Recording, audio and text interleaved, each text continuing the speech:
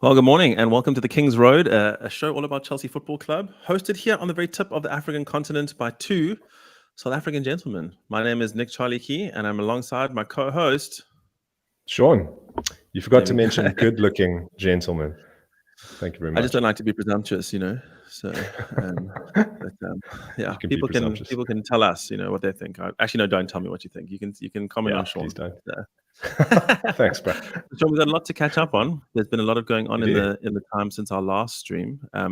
Games come in thick and fast at the moment. Been a very busy month, so we got a lot of games to recap. We got a lot of good stories to recap, and we got a lot to look forward to coming up this weekend and in the weeks to come. But should we start just by doing brief recaps of some of the games gone past? There was some good games, some not so good games. I think particularly the Brentford game, not particularly much to talk about. Bit of a board draw on that one. So unless you've got anything particular you'd like to mention about that, we can kind of just scrap that one right off the bat. Yeah, I agree with you. To be honest, I cannot even remember what happened in that match. It was so boring, and it's out of my mind. 0-0, if I'm not mistaken, huh? No, nothing much to write home about. Yep. The problem is Brentford they're a tough team whenever they seem to play us, and then they roll over for any other team that they play the week after. I think they got smashed by Southampton or something, 4-0, or something like 4-0, stupid the next week. Yeah, like 4-0 the very next game. It was ridiculous. Yeah. But now we can move on from that one. If I'm not mistaken, I think that might have been the one game, if the only highlight of that game, if I'm remembering correctly. And like I said, having two small children, my memory is shot today. But if that was the game when Pulisic came on as the sub and actually had quite a good cameo for the last 20 minutes or so, and that was quite promising to see. So I think that was probably the only highlight that came out of the Brentford game. But then we moved swiftly along for something else to the United game, and then before that, after that, the Salzburg game. But the United game, I think, had a few talking points. If you want to kick us off on that, and we can chat more about the United game. Yeah, United game. I was. Yeah, it's a weird mix of emotions because I was incredibly bored, then I was frustrated, and then I was anxious, and then there was jubilation. And then that lasted for like 60 seconds into anger and frustration and wanting to throw something at my TV screen. But hey, life of a Chelsea Football Club supporter, I guess. I can't wait for the day that we can see a game out like we used to do with Mourinho. Good old Mourinho. We go 1-0 up, and John Obi Mikel would come on, and every Chelsea fan would just know, like we're sorted. That's 3 points in the bag.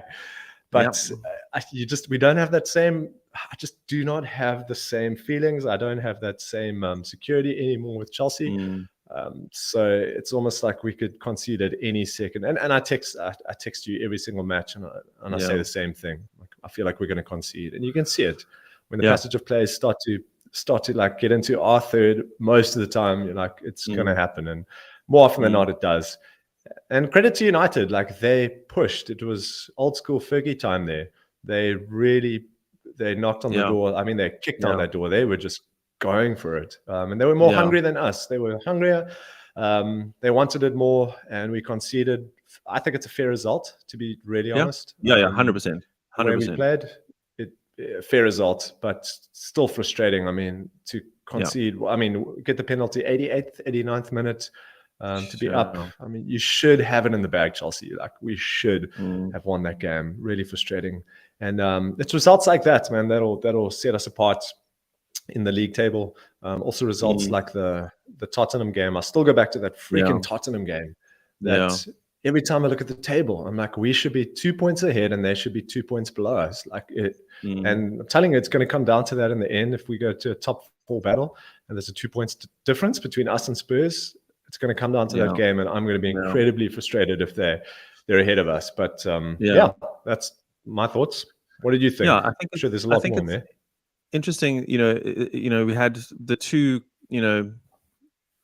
like final injury time collapses against two of our major top 4 rivals. It's just so unfortunate that it happens in those games. So, you see those two out, you are not only 4 points better off than you are now. if my maths is correct. Cheapers, I don't know. But at the same time, like, it's not just 4 points for you. It's also minus points for your direct rivals, and so I think that's the key thing. But at the same time, like you say, if we'd won that United game, I think it would have been a robbery. I don't think we'd played well 100%. Enough. I don't think either team had played well enough to outright win it. I think United had probably the better chances, but I don't think they were dominant. For any extended period of time. I think it kind of swung back and forth.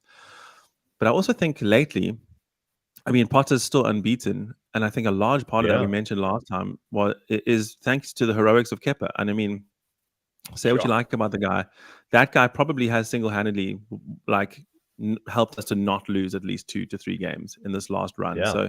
So credit has to be given where credit is due, I think, for him. But I think for the United game as well, particularly,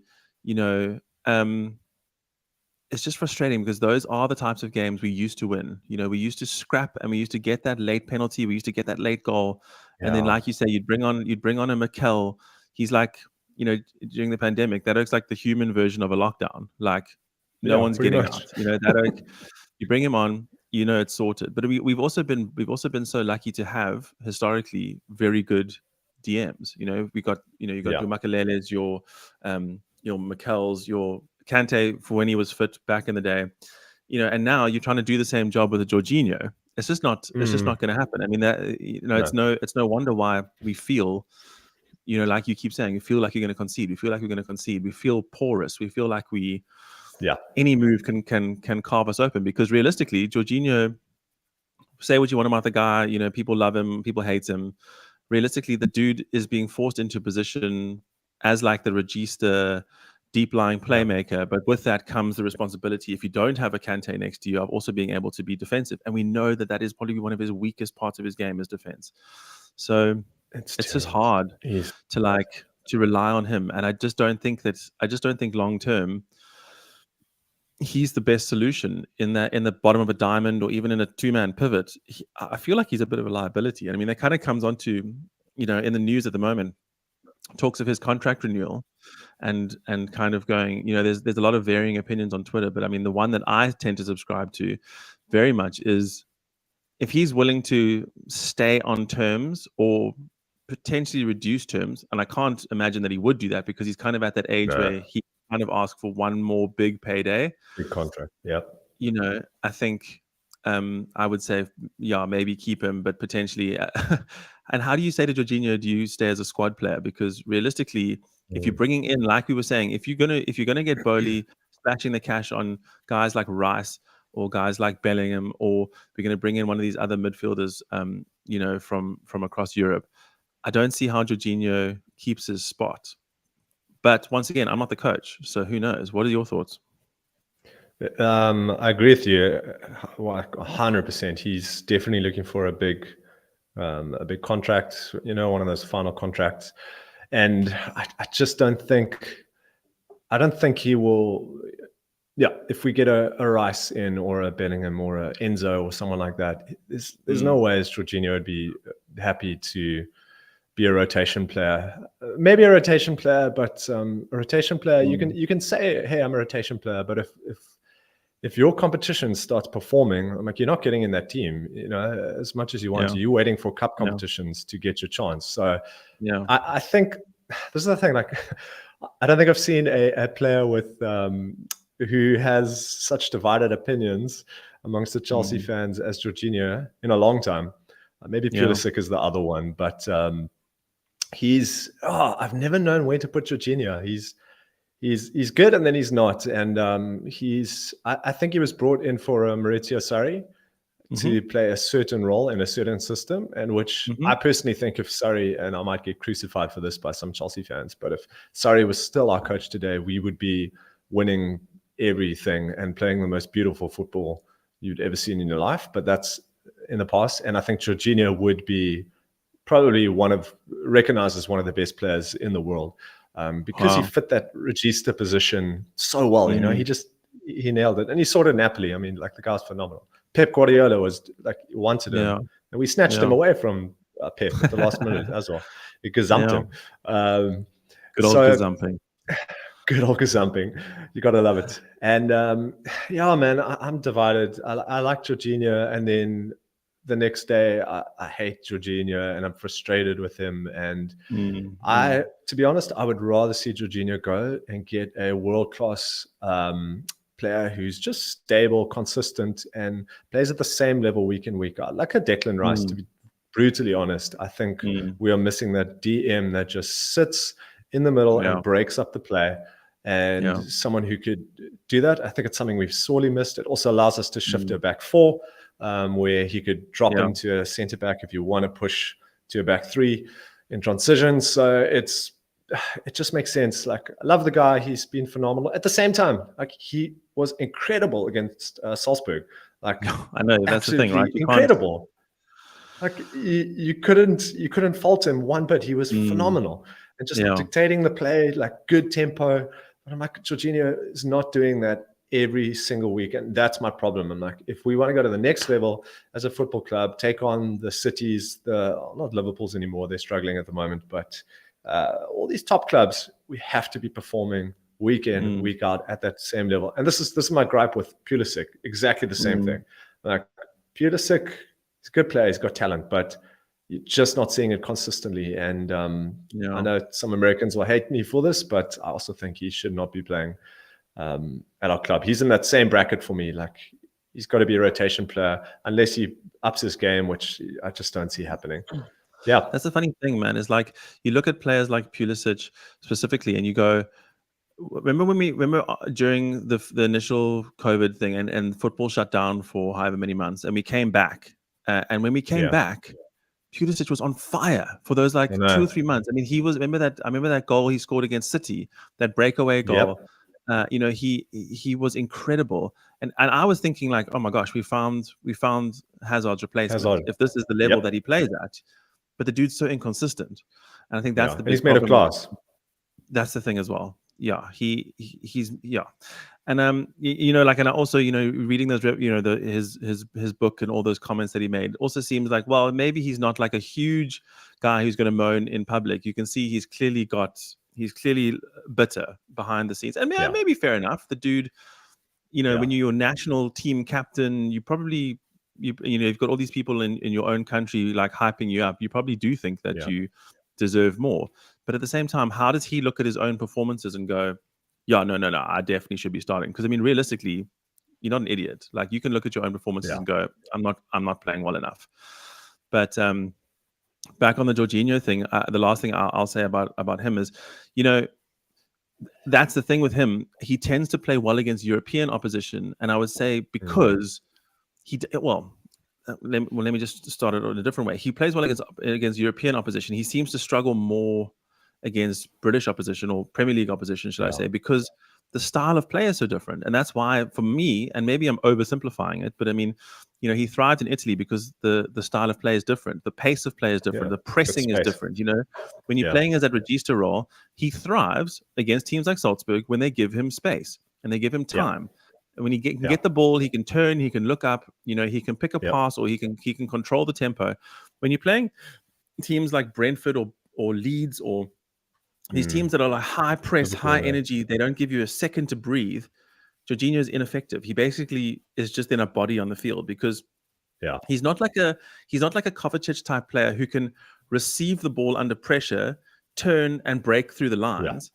He needs space and he needs time. Or else and we've seen it time and time again, he's going to get his pocket picked. He's going to get robbed. And when he's that far back, when he's playing in the deep lying midfielder position, especially at the bottom of a diamond, if you get robbed at their position, now you've got Thiago Silva, who is a phenomenal defender, but he's not quick, and trying to cover for you, you're going to cause all sorts of problems. And so realistically, I think Jorginho, like you say, feels like he's a world-class player in a potentially in a system and in a league that aren't suited to his best skills. And I think Italy is suited to his skill set more. But I don't know. He should, and this is the thing. His agent goes on about it. He's been toying with the idea of going back to Italy, and I honestly think he should. He should go back, go play for Juventus. Like, Juventus need a serious revamp. Get a new coach. Like, he could be the star player in that team. taking it back to glory, whatever. But yeah, this is the thing. Hey, I can't say any more about Jorginho. I just well, even don't know go what back to else to Napoli. I say. mean, they're flying at the moment. I mean, go back there. Oh yeah, 100%. So why not? You could do that. Why not? He I really think knows maybe the in city. terms of like, yeah, in terms of like a jump up for Jorginho, I think, would you want to go? Maybe he could actually. I'm just thinking, it's like you go from Chelsea. Where do you go from Chelsea to like one of the big guys? You know, it's like Madrid or a Barca, a Bayern, maybe Dude, Juventus. he would thrive at Bayern. Let's be honest. Like, you would. The level of competition in the German league is even lower than in the Italian league. Totally. You know, so I mean, yeah, he would kill. He would kill at Bayern. I'm interested to know. I'm interested that you are still such a Sarri fanboy. I didn't realize. I knew in the beginning we were texting even when Sarri came in. I remember you were like mad about Sarri ball. But I mean, geez, dude, I've got to admit, by the end of that season, I remember I have a very clear recollection. By the end of that season of Sarri, feeling I'd never felt more disconnected to the club than I did in that season. And I don't know what it was. I just think we became like automatons. You know, he just had those patterns of play, and it was very repetitive. It was very boring, in my opinion, personally. And I mean, I kind of like, look, we still won things and we still did well. I mean, we got to a couple of finals. We won a final. Like, we didn't underperform by any means, but I don't know what it was about Sarri. He just, maybe I was just, you know, when you get so used to like very charismatic managers like your Mourinho's, your Contes, you know, you've got these dudes. And then you bring a Sarri in who's like this like sad old grandpa who like doesn't really talk much and just looks grumpy all the time. Maybe that's what it is. I don't know. Dude, the guy's a genius though. He's a genius. I'm a huge Sarri fan because, and you know, this is what I think it is. And this has been said by multiple Chelsea managers now, that we've had the same players over a long time who are, and they've all said it, who are difficult to motivate. So I'm like, I do not think it is as much Sarri's fault as it was the players that he had at his disposal, because those players were lazy. They have egos. And I'm not just saying this. This is Chelsea managers saying it publicly, multiple Chelsea managers saying this publicly. So and I saw it. It's just like they kind of gave up. And he's similar to you. We've got someone cleaning the house and there's a vacuum going on in the background. So I don't know if you're hearing that. I can't actually hear it, so it's fine. Okay, cool. I'll carry on with my rant. But the thing with Sarri is he, like when he took over Napoli, right? Napoli had a bunch of generally unknown players. They were young guys and they're like willing to risk it all. They're willing to like, besides Hamsik, like they're willing to like do whatever it takes because they're hungry. Same thing with Leeds. Like I see exactly the same thing with Bielsa. Like unknown players, but they're willing to like give it all because they're not at the top of the game. I don't know. But I just had that feeling with Chelsea players. They were like they had given up on Sarri, and you look at him. You look at him now. Lazio a little bit up and down, but the type of football that he was playing was phenomenal. And I think we just do not give our managers a chance. We don't give them long enough. Well, historically. Historically, yeah. And so this is what frustrates the hell out of me. It's like Twitter and their fans. Like 2 weeks ago, they were all crucifying Potter and telling him that they want like Potter out because of that boring game against Brentford. And then all of a sudden, 2 weeks later, we play Salzburg and they're like, oh, Potter ball this. I'm like, no, like you got to back the manager. And this is where I think it's a good thing that Todd Bowley's come in. This guy's a genius, man. He knows what he's doing. He's like, and he's so under the radar. Everyone thinks he's an idiot. He's an American. He doesn't know what he's doing. This guy's a sportsman through and through, and he's a businessman. He knows what he's doing. I mean, you look in the background, he's hiring the right people. He's looking, he's scouting in the right areas, the right type of players. He knows what he's doing, right? And he's not, I don't think he's going to be the type of owner where if Potter goes through a bad patch and the crowd and the players and Chelsea Twitter start freaking out, I just don't think he's gonna be like Abramovich and cut anymore. Yeah. So I really hope, for the sake of him and the sake of Chelsea, that we are willing to just enjoy the ride, because it's going to be bumpy, but that we would just be okay with 3 or 4 draws in a row and then a loss, because on the other side of it, we could go through a phenomenal run. I mean, you look at our 13 win run with Conte, like, we were terrible up until that point. You look at Frank Lampard. I mean, Everton nearly got relegated, and now they're flying. They're doing really well. I'm like, but if they'd sacked Lampard, who knows where they'd be? Then they're just starting all over again. So I'm hoping that they give Potter as much time as possible. I think they will. And this is to go all the way back to Sarri. It's just a sad situation, because if we had given him time, who knows? This is what I'm saying. On the other side of all the boring football, and I get it. And dude, I felt the same. Like, it was a bit frustrating, like watching some of those sideways passes, like all the way to the back, side, back, and nothing happening. But like, who knows if he actually stuck around, got the right players. Unfortunately, we had all the UEFA stuff that came up, and unfortunately, he didn't want to stick around, and I get it. And Lampard came in, and it was the best thing for us. But who knows? It really was. Yeah, look, I think one of the players who really thrived under Sarri initially, obviously before the injury, was also Loftus-Cheek. I mean, that was kind of when he first started to make his big breakthrough, was under Sarri. And I even remember then, I was like, the movement, I know I keep going, the new Hazard, not the new Hazard, but like can replace some of the skill sets that Hazard had. I don't think anybody can replace him in our team, but also, I mean, it's also very now Kovacic-esque was Loftus-Cheek's ability to break the lines and accelerate away from a player. And he was doing that so well. And then obviously he got his Achilles injury, and then has taken so long. But now you're seeing him getting, I think, back to his best. But not to unpack in what you've just said, and I just want to touch on some points. But with Sarri specifically, I think you make a good point about the team being hard to motivate. And I do honestly, I think that a lot of that was down to Hazard. Because the dude was an infectious personality. And I mean that in the best and worst kind of way. Because the guy was just everybody's best mate. Hilarious, like super fun, super funny to be around. Everyone wanted to be his friend. The guy he just doesn't have the mental strength to be like a Ronaldo type player who's going to push himself to be the best, who's going to drag the other players around and be like, what are you doing? We went through that era of the John Terrys, the Didier Drogbas, the Frank Lampards, the Michael Ballacks, the Essiens, the Petr Cechs, those guys in the dressing room who, if you down at half time, I mean, there was what was that story from Mikel say that John Terry would come in and just stop like kicking tables around and throwing things and going ballistic. And you're like, we better not we better not stuff this up. When you have a player like Hazard, he's going to come in that dressing room and be chilled. Like, he doesn't seem to really care. Like, the dude wants to win, I imagine, but you can't tell if he does or doesn't. So no, it's very interesting. But I think that probably then one of the best things that could have happened to us was that ban. And historically, I will always say this, because you talk about that hunger, and you've got a squad of players who are potential mercenaries who've come in.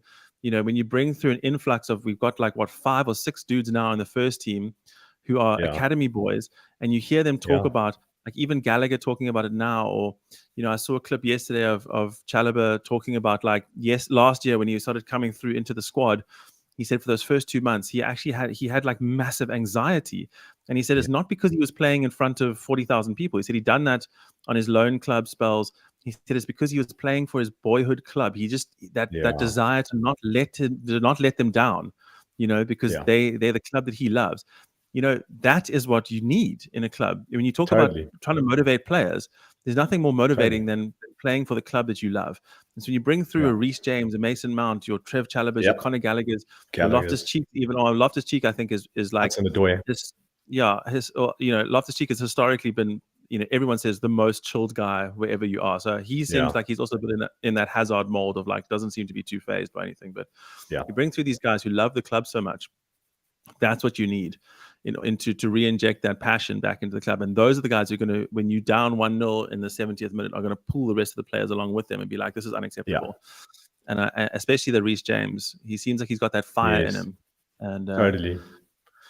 So yeah, who knows what would have happened if Sarri had stayed? Who knows if Sarri would even have brought through those youngsters the next season? So No, he wouldn't have. He wouldn't Yeah. have, and that is the problem. He wanted the club to buy some superstars, and again, it's a problem maybe with Tuchel too. And we spoke about this before on the podcast, but he's again not interested in youth. Like, he was a youth coach, not anymore. And he said when he played at Chelsea, when you're manager of Chelsea, like, you got to be producing results. So, and I think Potter's a bit different. I think also the goalposts have changed with Potter to 100%. Where there's not immediate success is demanded. So he's got a bit of freedom to pull some of those guys through, which influences the culture of the dressing room, which influences the culture of the team. And I think it's the best. Honestly, it is the best. I think Potter has been phenomenal. It's been the right choice. Just to see Gallagher. I mean, you remember Gallagher's first match? It was his first match where he stuffed up like bad. And well, his first two games were pretty rough. I mean, he didn't play well in his first game, and he got sent off in his second game. Yeah, it was horrible. And I remember just Chelsea Twitter just ripping into this guy. They never want to see him again play for the club. But how those just their backs, man. They must shut up. Yeah, no. Sorry, for anyone watching, you're not going to know how your back means, but you'll figure it out. No, it's Afrikaans, but and I agree with you. It's good to see these young guys coming through with hunger, passion, and drive for the club, and that's what they want to do. Like a Terry. I mean, they've got Terry's heart in exactly the same way. I cannot wait. Sorry, I have just one thing. I cannot wait for Reece James to become the captain of Chelsea Football Club, because I think that'll change everything in terms of our culture. It's so funny because I was, for so long, I was like, no, man, Reece James, he's not going to be captain, man. It's going to be Mount. Surely it's going to be anybody, it's going to be Mount. But the more that I've watched James play and the more that I've seen how he can influence a game, he's that quiet leader, which is interesting to me, because we've historically had loud leaders, that quiet leader, but he's got that fire in him, and you can see he's also got that dog in him when guys want to pick fights at him. Like he's not like that wilting wallflower. Like that oak he's ready to go. And you need there is that fire in him. And I think you're right. He would be a good captain. And no, I think it is very interesting. But I think, on the last thing about the Potter thing, you're right. I think the goalposts have changed. And I think what that does to a dressing room as well is that historically under Abramovich, I think the players maybe had a sense where, we have the power to get this manager out. If I don't like this manager, I'm just going to, you can maybe stir up some trouble or cause some, and he's going to go. Now, if as a player, listen, the manager's got the backing of the owner before we do. I better fall in line, or else I'm going to be the one who's out of the club. So there's also something to be said for having, management backing or like ownership backing of the manager, because then I think it helps the dressing room fall in line a little bit. When you go through those rough patches, there's maybe and who knows? Sorry, I bumped the mic. There's going to be a little bit maybe less groaning and grumbling, potentially even in the media. If things are going wrong, because I think the guys are going to know, look, we don't actually have a leg to stand on here. But I think like you said, historically, guys have been out as soon as things have gone wrong. And maybe you can say even under the new regime, Tuchel was out, but I don't think Tuchel was out because of anything other than the fact that the ownership didn't feel like he was prepared to get on board with their vision. And they want to go like, we are creating a unit for the future, a long-term vision. And historically, Bowley and his other sporting ventures has always had long-term placements in place, like a decade at a time.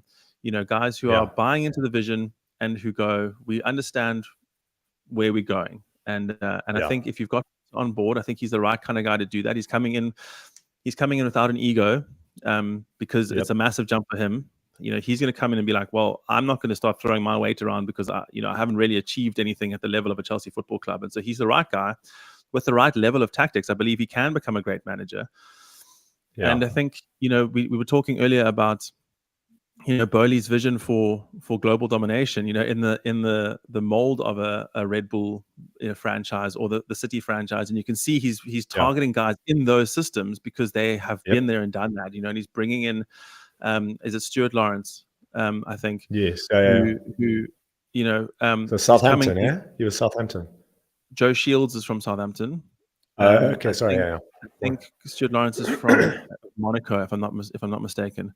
And so he's bringing these guys in who've both historically had experience in either one or both of those setups, and you're going, he's building and he's also, what I'm finding interesting is a lot of the times people have they'll have a guy who's in charge of recruitment. He's putting together like a team, he's got, he's got Joe Shields is coming in as like the co-director of recruitment. Yes. I think he's even talking about bringing another guy in, and to take this whole sort of modern data-driven approach, which I think is phenomenal. And like you said, people, and honestly, I want people to keep thinking Bowley's an idiot. Please keep thinking he's an idiot. Please keep underestimating him. Keep thinking he's this dumb American who doesn't know what he's going to do. Because in 5 years' time, when all of a sudden things are clicking in place, and I do think it's going to take a while. When things start clicking in place, everyone's going to be going like, being like massively surprised, and you go like, dude, we as Chelsea fans knew this was coming. We can see behind the curtain and go, this guy knows what he's doing. He is a very smart man. And you can see that by his appointments, and initially people going, oh, he's an idiot. He's throwing away years of experience when he is doing a bit of a boardroom clear out. But I think you come in and you go, we want to implement a new system. You've got to get people who are on your side, like realistically. And I don't mean yes men who are going to just tell you what you want to know. He's got to get people who believe in the vision, who are going to come on board and who go like, yeah, cool, we're going to listen to you. And there needs to be like a hierarchy and a power structure that all works. And sure, he put himself as sporting director, and you've got all these other guys going like, oh, what does he know?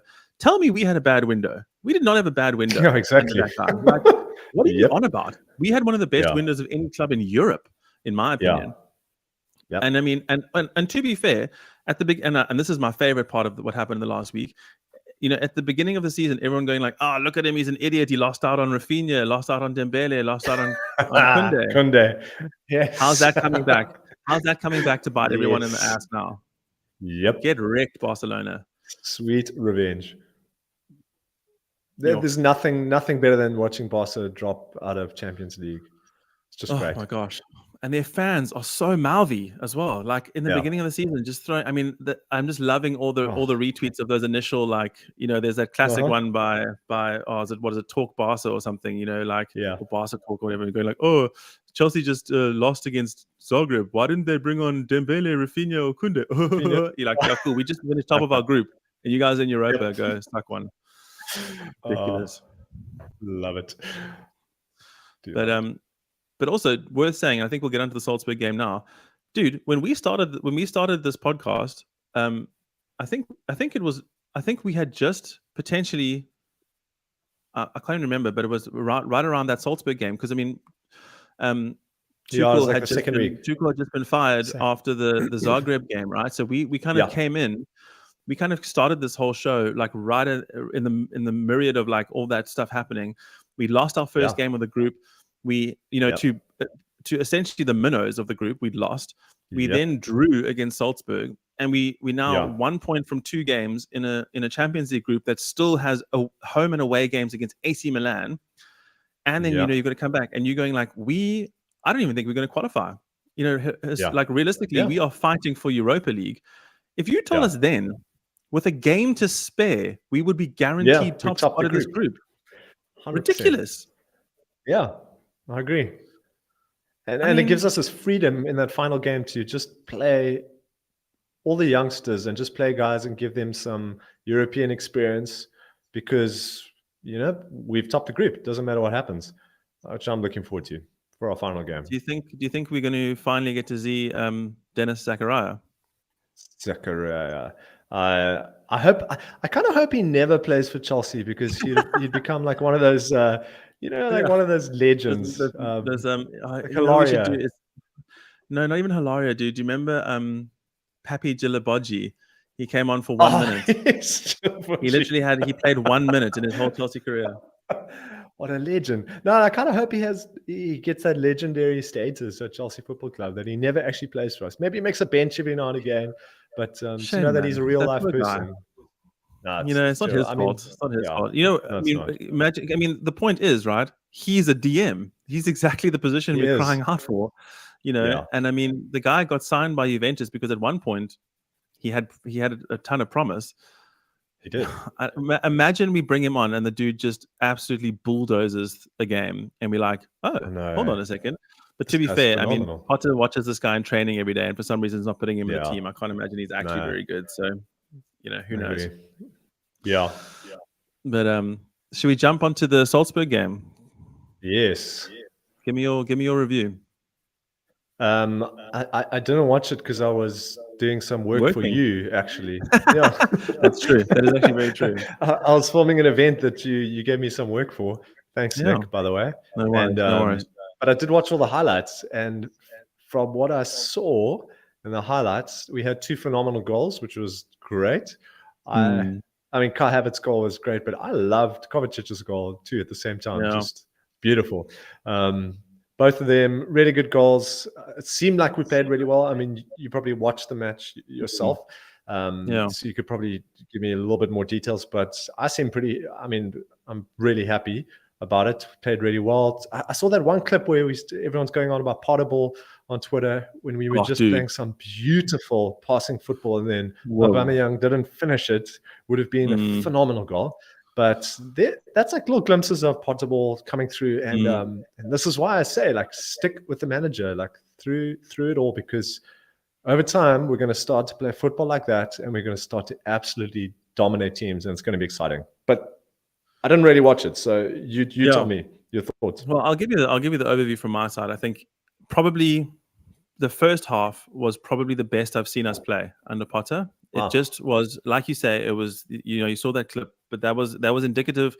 That was the best of a very, like a very good amount of those sorts of plays. We were just, the passing was crisp. We had a lot of good flowing moves that didn't get finished off. I think that's still our problem, is that we struggle with that final, the final finishing touch. And, also, I mean, realistically, if you had watched the game, you would see that, their keeper specifically had a keeper, let's say, and I think we can say that at the moment. I mean, we should have gone into the half, I would say 3-0 up. I mean, because it wasn't, and not for like, lack of our finishing. I mean, we actually were doing some pretty good shots, and the dude was just incredible, making some phenomenal saves.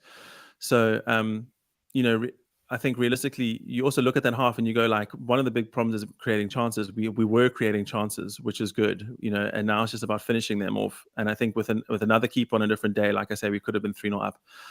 With the Kovacic goal, it's so funny because he's historically, a guy who isn't like a very prolific goal scorer. I think he's scored 5 goals in total over like 5 seasons for us, or 4 seasons for us, or whatever. The guy doesn't. But all of his goals have been phenomenal at the same time. Well, this is my point, right?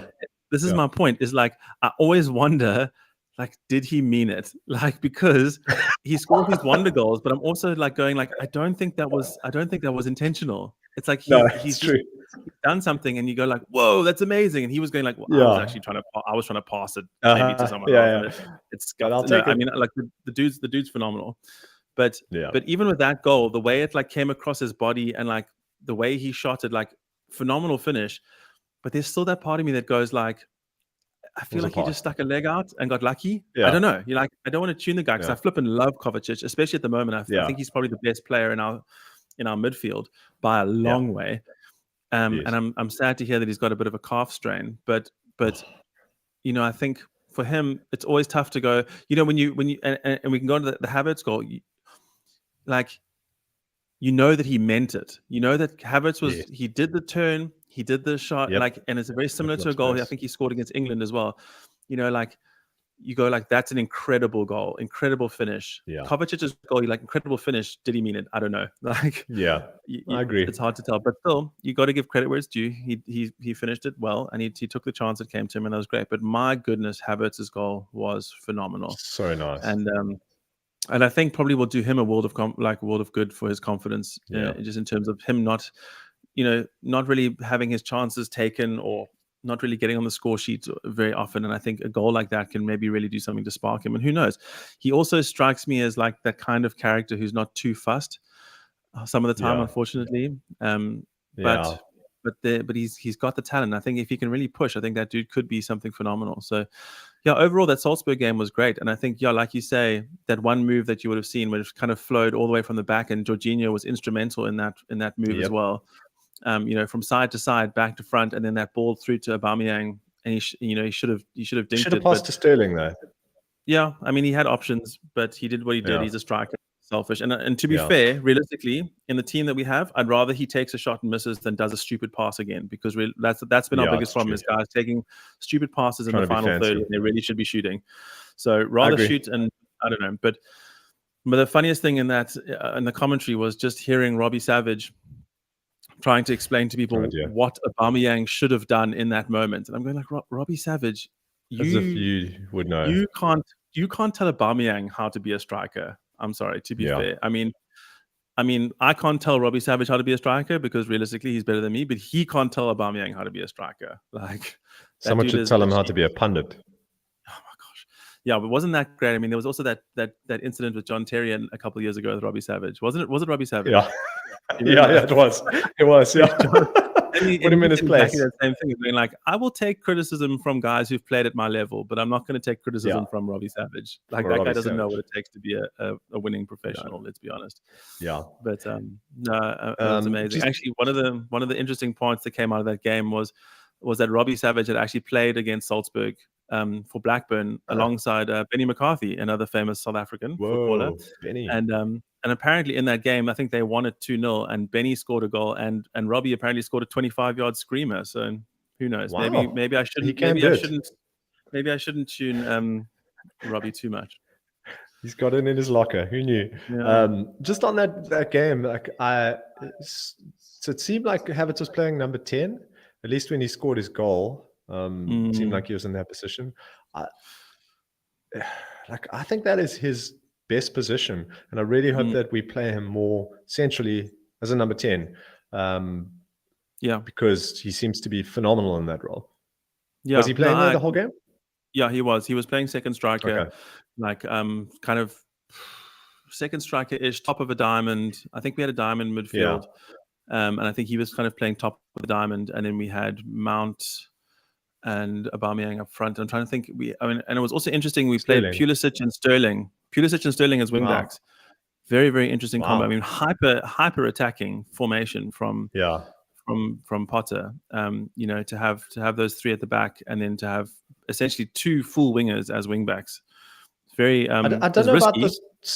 Yeah, I don't know about the Sterling. I mean, I'm yet to see it, and again, trust the manager. But I would love him in his left wing position. Like, I feel like Sterling's just gone off the boil since he's been pushed. And I think he's trying to make the Leandro Trossard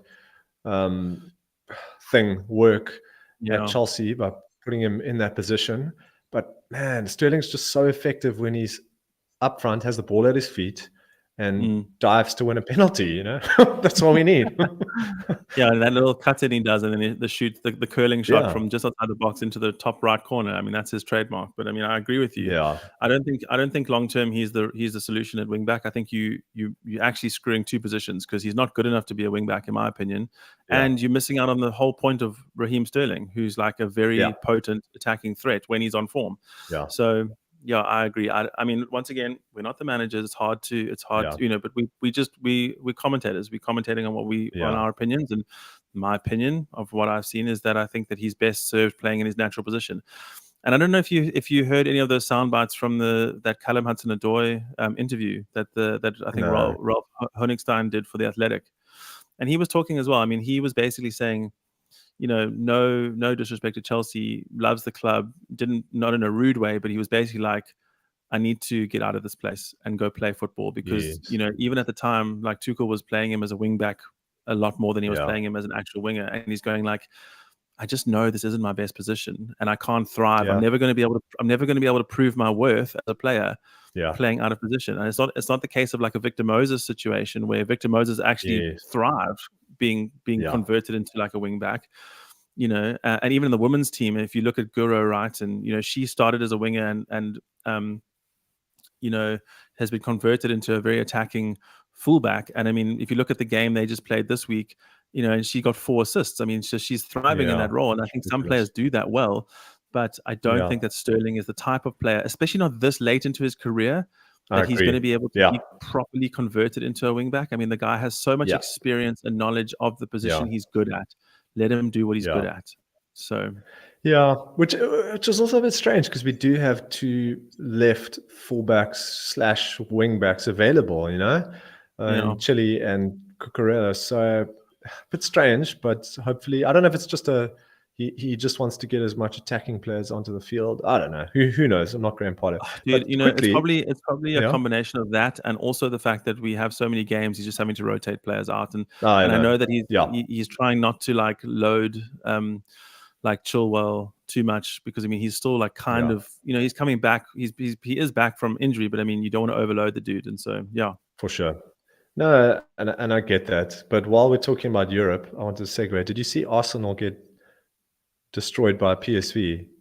I did last night. Normally. And they could have lost 7-8-0. PSV were all over them. Like it was just wonderful to behold. And it's just before I think we play them next or soon, if I'm not mistaken.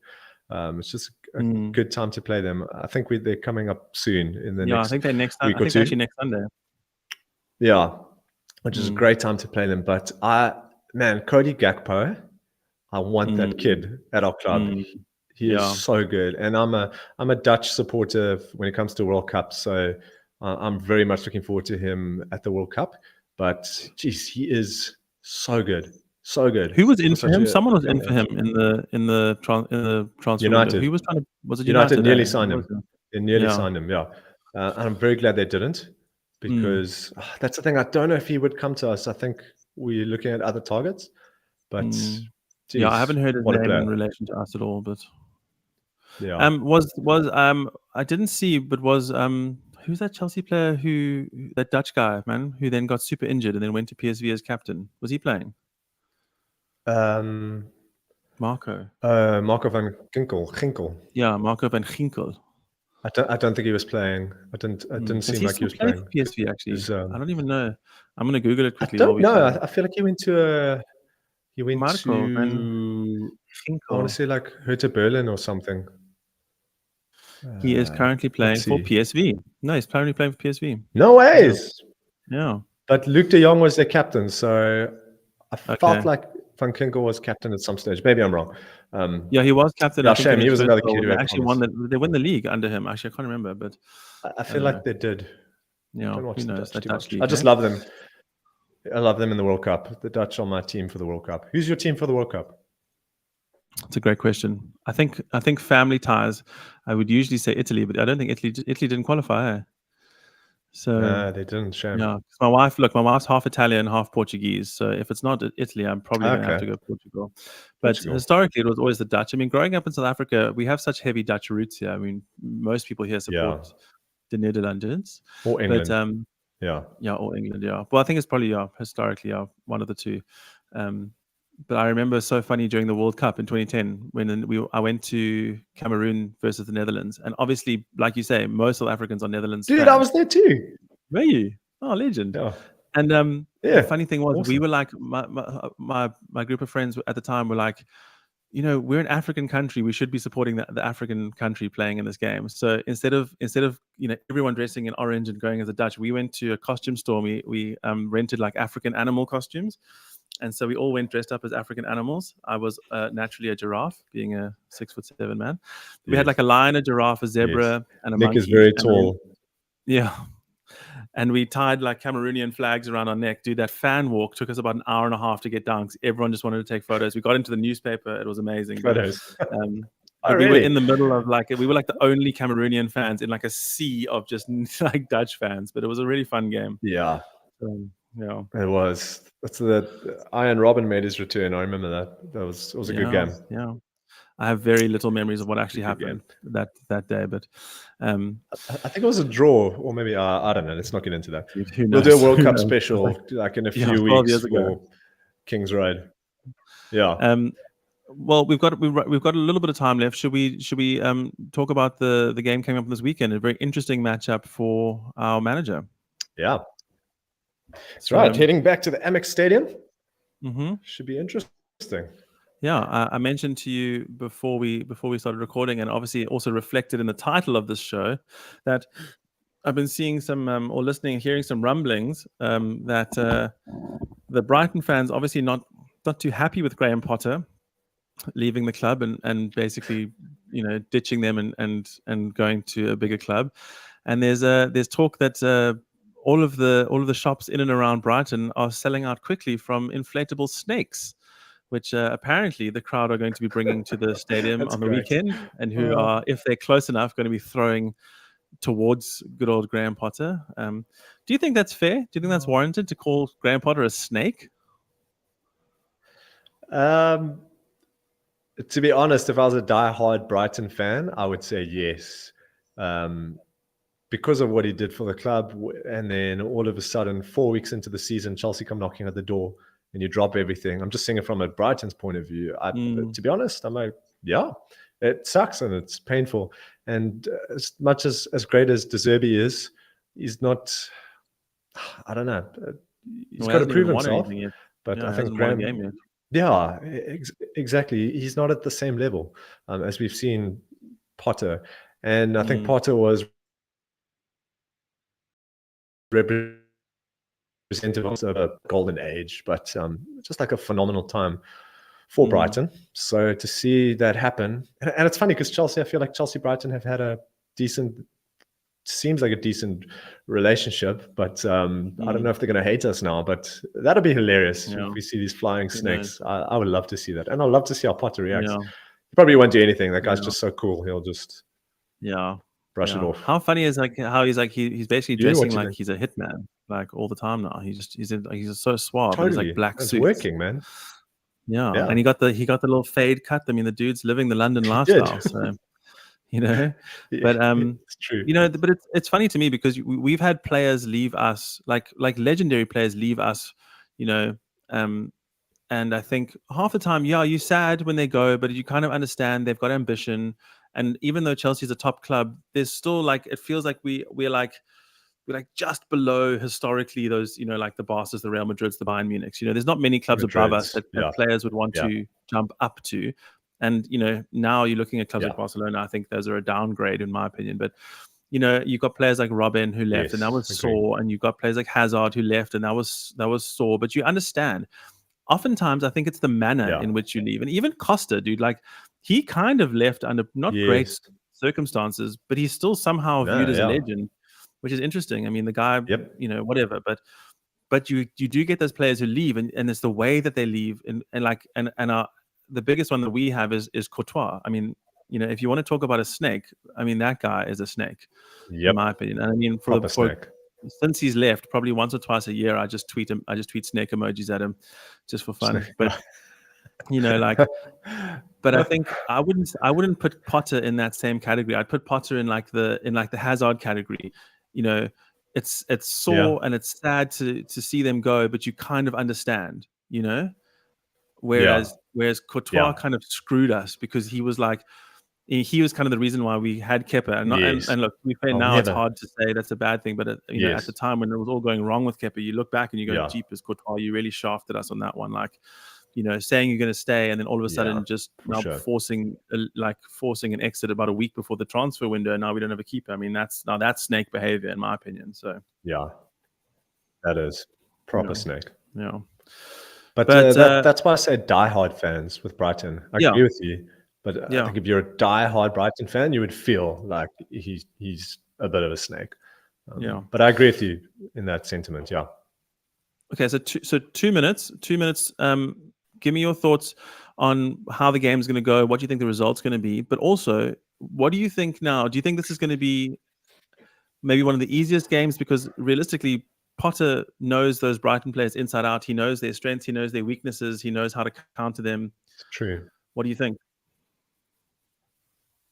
Sure. It's true. And again, this is the life of a Chelsea supporter. I go into thinking that we're going to struggle. Brighton away is not a very fun experience. I mean, they are a good team, currently not doing the best, but some big teams have struggled there. So I don't think it's going to be the easiest game, to be really honest. And it's like teams do poorly. They're going a run of like 5 games, 5 losses in a row, and then Chelsea come to town, and all of a sudden they play like prime Barca, So like I've always got that in the back of my mind. Yeah, it's always in the back of my mind. But we should, as you say, Potter knows his players. We should. I'm hoping. I don't think we'll run over them, but I think we'll get my score prediction I'm going to go 3-0 Chelsea. Wow. But Jeez. No, 2-0. 2-0. 2-0. 2-0. 2-0 Chelsea. I don't think it's going to be an easy match. It'll be a 2-0 Chelsea. Yeah. You? What's your thoughts? It was so funny. I was listening to a podcast the other day, and the guy, they asked him for a score prediction, and he said, I hate it. I hate it when people say 3-1. I mean, it's ridiculous. How many times do you ever see 4 goals scored in a game? Anyway, I predict 2-2. You're like, so you mean 4 goals? Awesome. Anyway, that's great. It's so funny. So I just had that in top of mind. But I realistically, I think, if we can continue our Salzburg form, I also just don't believe we're going to play the same team. You never know with Potter. I just don't think the same team's going to come out. Then you go, how are we going to gel the same way? Who knows? But if we continue that Salzburg form, I think we could see a 3-0. Realistically, I think that we are looking slightly shakier at the back than we were at the very beginning of Potter's run. I think I'm going to call it 2-1 on this one. 2-1. So I'm still going for the victory, but I think we'll leak a goal through some silly mistake that we're going to make, because we always seem to get punished for like the very simple, silly mistakes we make. So it's true. And then we play Dynamo Zagreb during the week before we meet up next week. What's your thoughts there? It's at Stamford Bridge. It's dead rubber. Like, we've won the group. What do you think's happening there? I think we're going to roll out a bunch of our. I really hope that we roll out a bunch of our young players. Historically we've seen managers like have these opportunities. Like Tuchel had an opportunity just like this one, and he still played a very strong team. Like, what are you doing? This is so dumb. Yeah. But I also think that Potter's not like that. And with how hectic the schedule is before the World Cup, I just can't see him doing that. I'm hoping that we get to see some of the really like hot young players coming up through the ranks of the dev squad. I was hoping that we would see Amari Hutchinson, but apparently he might not be eligible. I don't think he's eligible because he's not on the A list. He's not on our A list, and I don't think he qualifies for our B list either. So we'll see. But I'm hoping to see Sunsap Bell. I'm hoping to see who's the other guy up front who's been so good. I can't remember now. Harvey Vale. Hey? Harvey Vale. Yeah, Harvey Vale. He wasn't. I was thinking, Mason Burstow potentially. I'd love to see Mason Burstow come in, and I think he has been training on and off with the first team squad as well. So that would be really interesting to see. I'd love to see Dennis Zakaria play. Realistically, I'd just love to see what the guy has to offer. No, the guys never play. Get Bettinelli in goal. Just give all the dudes who never get a game, get them a run out. Rest. Rest as P. Rest like all those guys you can. And I still think we're gonna win it. I think those guys are gonna be so hungry to play. I think we're gonna win it 3-0. Yeah. Oh, really? Okay, I say we'll do exactly what you said in terms of heavy rotation, but we'll win. We'll definitely concede, and we'll win 3-1. Okay. Right. No one scores 4 goals in a game now. 2-2. 2-2. Yeah. No, 3-1. I said 3-1. Yeah, 3-1. I think that's a good prediction. I think it is. And I'll say this, the last thing. I think against Zagreb, I think we were at a very strange part of our season. Things weren't great under Tuchel. We were like, just things at the club were in a bit of a turmoil. We were playing away. Yeah. I can't see us losing to Zagreb at home, regardless of who we play. I think we actually do have too much quality to lose to them again. Yeah. So I think that was a bit of a freak accident, fluke loss to them. So I think we'll put it to them, put them to the sword this time. So. Agreed. But we should be looking at 2 wins by the next time we meet. Let's hope so. Jeepers, let's hope so. And then we'll be looking forward to Arsenal on that weekend. So that should be fun. Yeah, let's see how they do in the week preceding. So we'll be able to review that. But guys, if you want to hear our thoughts on a review of those 2 games and obviously a look ahead to Arsenal, we will be more than likely going live again next week Friday. So stick around for that. Put it in your diaries. don't do that. Just maybe just set the notification bell on YouTube. Subscribe to the channel would be super helpful to help keep you in the loop and also help us grow our channel and spread our show further to some other Chelsea fans who might enjoy it. And if you do enjoy it, please do share it with your friends who you know are football fans, Chelsea fans, Premier League fans, whoever. I don't think obviously we have a Chelsea bias, but I hope we don't come across as too so blue tinted that we can't see our own shortcomings. But thank you so much for joining us today. And chat to us on Twitter if you've got anything you want to say at the Kings Road CFC on Twitter. Follow us on there as well. And subscribe to us on YouTube and wherever you're listening from. It'll be great. Shaun, best of luck for the weekend. I hope you have a good one with the family and whatnot, and hope football's good to watch. And we come back next week with some positive things to chat about. Yeah, thanks, bro. You too. Let's keep that blue flag flying high, bro. Yeah, boy. Have a good one. Cheers, bro. Bye. Bye.